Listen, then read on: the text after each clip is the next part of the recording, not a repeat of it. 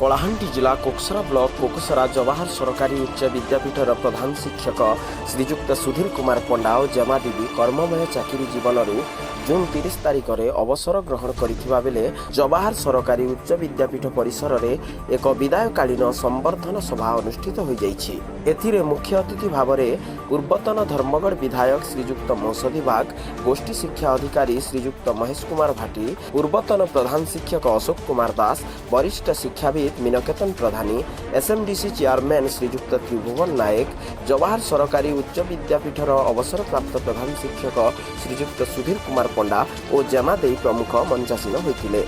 2021 मसीह प्रधान शिक्षक भाव में श्री सुधीर कुमार पंडा कोकसरा जवाहर सरकारी उच्च विद्यापीठ में जोग देइथिले। कोकसरा ब्लॉक प्रत्येक उच्च विद्यालयर शिक्षक शिक्षयित्री ए विदायकालीन संबर्धन सभा उपस्थित रही लुहभिजा आखिरे विदाय देथिले। तांको सह कटिथिबा समयर प्रतिटी मुहूर्त को मने पकाई समस्तक सम्मुखरे परिप्रकाश करी भावविह्वल होई पड़ुथिले साथी कर्मचारी। श्री पंडा जड़े सुसाहित्यिक, सुलेखक, गाल्पिक, प्राबंधिक उच्च कोटीर जड़े वक्ता। तांको कहिबार शैली, तांको पाठ पढ़ेबार शैली बेस प्रशंसनीय। छात्र छात्री मानक गहणरू सबुदिन पई विदाय नेउथिबारु श्री पंडा महोदय मध्य छळछळ आखिरे भावविह्वल होई पड़िथिले। श्री सुधीर कुमार पंडा जड़े दक्ष प्रधान शिक्षक थिले।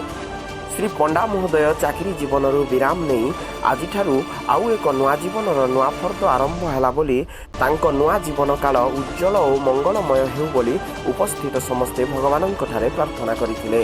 कोकसरारू दुष्मन कुमार गहिरंक रिपोर्ट, खबर आमर।